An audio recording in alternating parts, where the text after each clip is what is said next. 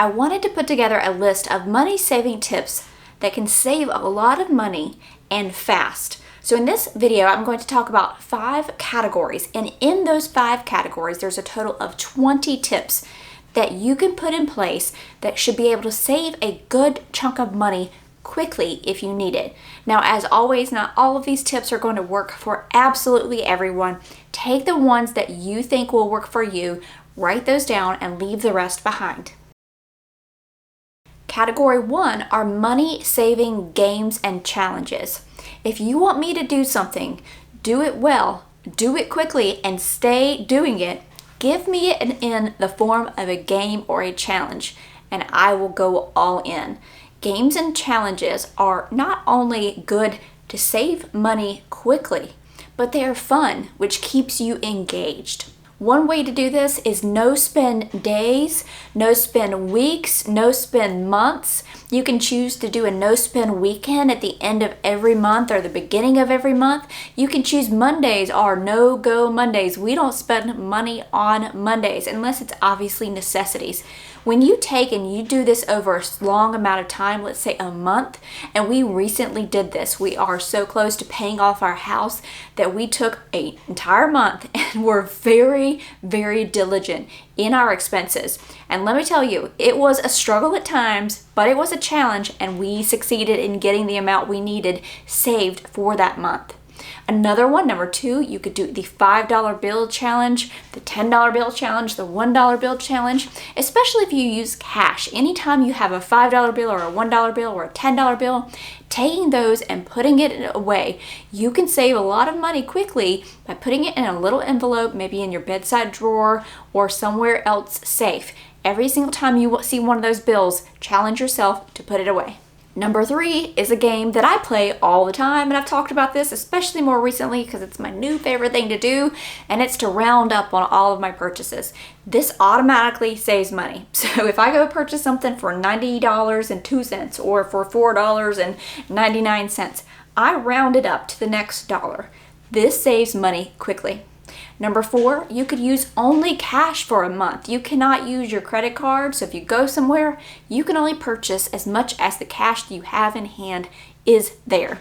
This, especially if you're going to the grocery store and you are really trying to stick to your budget, you are going to go through that store and you are going to have a calculator writing down every single penny that you put in that cart to make sure you don't get to the checkout and not have enough cash.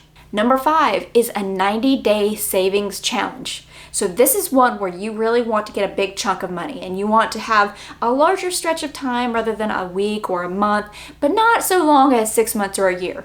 Choose 90 days. This 90 days, we are going to stick to our budget. We are going to meal plan. We are not buying anything we don't need unless our shoes are falling apart. 90-day challenge. Just try it. Category 2, get to know your money. This is where you get more of a reality check, and that reality check checks whatever you're doing that's your bad behavior. So for instance, for me, my reality check health-wise was when my bad cholesterol was out of the planet. I thought, okay, now I know what I need to do, and this was my wake-up call. So knowing this stuff, knowing your money, will inevitably cause a chain reaction, especially if it is a rude awakening. Number 6, calculate your net worth. How do you do this? You take your assets minus your liabilities. So basically everything that you own. So the amount in your 401k, the amount in your savings account, the amount that you have in equity of your home. So that would be, what is your house worth minus what you owe? And let's say that comes to, $200,000. But you have $250,000 in debt, meaning maybe there's a $50,000 car or there's a $200,000 mortgage. That means you have a negative net worth of $50,000. Now you could flip that, and let's say you have $250,000 of assets and you only have $200,000 in debt, probably your mortgage. Then that means you have a $50,000 net worth. When you calculate your net worth, it is going to be a rude awakening. Number 7 is the one thing. If I told you just do this one thing, just do this one thing, If you don't do it, you're losing money for sure. And it is budgeting and tracking your expenses. I know it's the obvious thing. It's just like you're trying to get healthier and take off that 10 pounds that you gained over the winter. So you eat less calories than you burn. So you have to have calorie deficit. You have to burn more calories than you take in order to burn that fat. Again, not in all cases, but majority of the time, that is the simple formula. With money, budgeting and tracking your expenses is that kind of a key, simple thing to do that we all know, but yet most don't do it. So we lose the benefit of it. Number 8 is to create reserve funds. You might have heard of these called sinking funds, but what this is where you set aside a certain amount every single month that goes to a larger purchase or a larger payment. For instance, Christmas comes every single year in December, and you know you want to, spend $100 per person. There's 6 people, that's $600. Then you need to save $50 a month. That's setting it aside, $50 a month for that reserve fund. The same thing if you pay your insurance all in one lump sum. You need to take what your premium is, divide it by 12, and save that amount each month. You can do this with absolutely anything. And setting these small amounts aside each month helps you get to that larger part where you can pay that thing in cash. Number 9 is to make a plan to pay off your debt. So you've figured out where you are financially. You've created that budget. You've talked about reserve funds. Now take a time to sit back and run the numbers out. If you paid this much extra principal on whatever debt it is that you have, when could you pay it off for? What usually happens when you become more dedicated to this and you see the goal and you make the steps towards paying off that debt is you actually pay it off faster. So when we decided that we were going to pay our mortgage off quickly, we ran the numbers. We went all the way out. How much would we have to put every single month in order to pay this debt off quicker? Run those numbers and realize that you need to put a little bit more aside.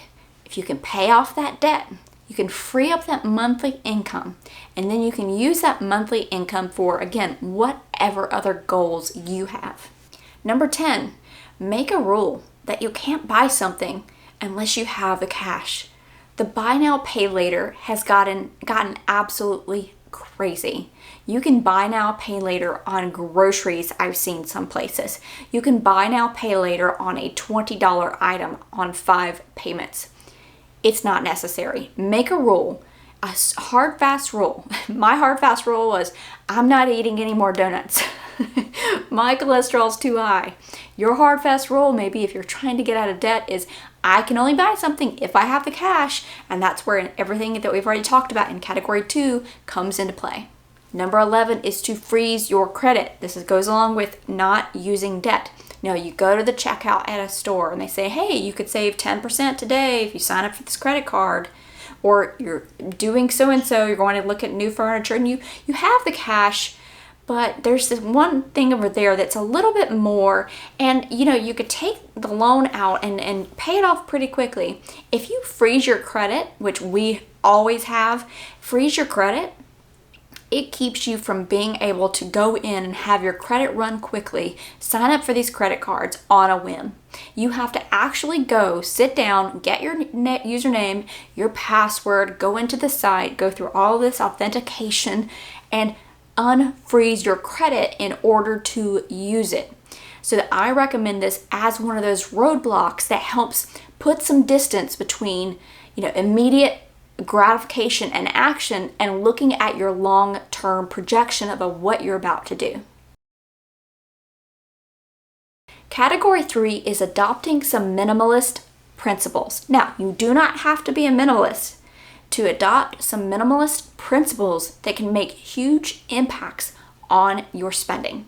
So number 12, which is in category 3, is to stop buying stuff. Minimalists are aware of the things that they are buying. They know what it will be used for if they buy something. They know where it will go if they buy something, and they have decided it is important to add to their minimalist lifestyle. This is looking at purchases very intentionally. Number 13 is to declutter. You're going to discover what you already have, and sometimes it makes it feel new, as if you just got it because you've rediscovered it after so long. You won't have to then buy duplicates. It's easier to make decisions when you have less items, so you don't have that decision fatigue. If there's 20 items in your entire wardrobe versus 50, obviously there's going to be a lot less decision making. Again, just use these as random numbers to get an idea of what I'm talking about here. When I'm talking about the less items you have, the less decision fatigue you will have. Number 14 goes back to category 1, which is talking about games. This is a fun game, especially if you're just getting into the decluttering thing. And it is the 30-day minimalism challenge.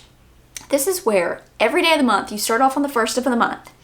Every day of the month, you go and get rid of, donate, throw away, whatever it is, that number of things. So on day 1, you go get rid of 1 thing. On day 25, you get rid of 25 things. On day 30, you get rid of 30 things. So every single day, that might seem like a lot of things, but if you counted up all the things that you have in your house, you probably don't realize it's as much as you have. Now, this can even just be a dried out marker that's sitting in your drawer, a cord that you don't know where it goes, a book that you need to give back to your friend. This is what I'm talking about. You could spend one day just going through your sock drawer and getting rid of the socks that are too loose or have holes in them, and that could be your 12 items on day 12.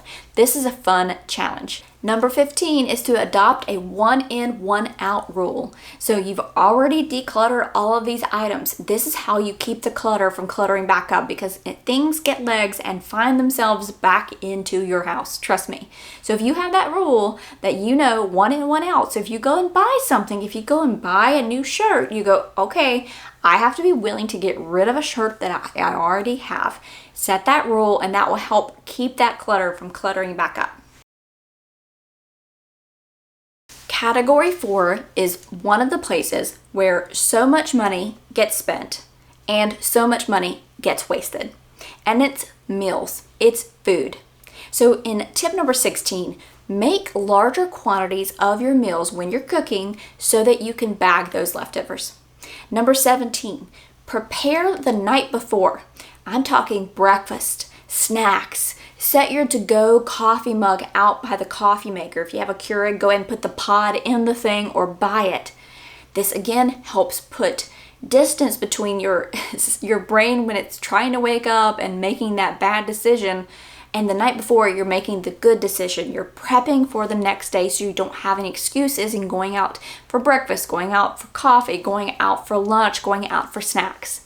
Number 18 is to prepare meals with fewer ingredients, and also with ingredients that can work in multiple meals. The fewer ingredients, then the fewer you have to get on hand. You have to keep around the ones you already know. You've created a capsule pantry perhaps. And also when you're making your meals for that week, how can you take one item and turn it into multiple? So for instance, let's say you get a nice roast chicken. If you go to Costco and you get their roast chicken, which is super inexpensive for as much meat as you get, let's say you make one meal where the roast chicken is the main part of the dish, maybe you have a vegetable and a starch, and then the next night you take and you shred up the chicken and you make chicken tacos. The third night you take the bones and any other leftovers and you make a great broth with a wonderful soup. That's one item that you stretched over 3 meals. Category 5 is to invest in yourself, because ultimately it is you that makes these decisions usually. It's you that decides how you want to spend your money. It's you to decide what career change or move you might want to make. Number 19 is to become more knowledgeable about money or just other things that interest you. Take the time that you spend scrolling social media or just shopping, any of those other activities, and spend them on something else that makes your mind work, that you can add and make yourself a more rounded person, a more rounded employee. Then potentially you could get additional assignments at work. Maybe you grow in your role, maybe you get bumped up to another role, maybe you get a raise or a bonus. Making yourself a more well-rounded person, and also at the same time always throwing in there to learn more about money, because Most of us were not raised with how to handle money, which I think is a huge disservice, because it makes no sense where we go through school and we're taught all we need to know about the job or the world as far as history and math and all these things for the job, but not the one thing that kind of you use on a daily basis no matter what, and it's money. Spending, investing, how to save, how to, properly finance and do a home, or how to even balance a checkbook. Just fundamental things that are so necessary, where we are prepared for the job as much as they think we are, but we're not prepared for what the job gives us, which in that case is you're changing your time for money. Number 20 is absolutely no judgment on whatever your beliefs are. But I want to talk about this one because it is one of my beliefs. And the world currently is losing the skill set of contentment, finding contentment. They're finding it in places that aren't quite filling that need or that void.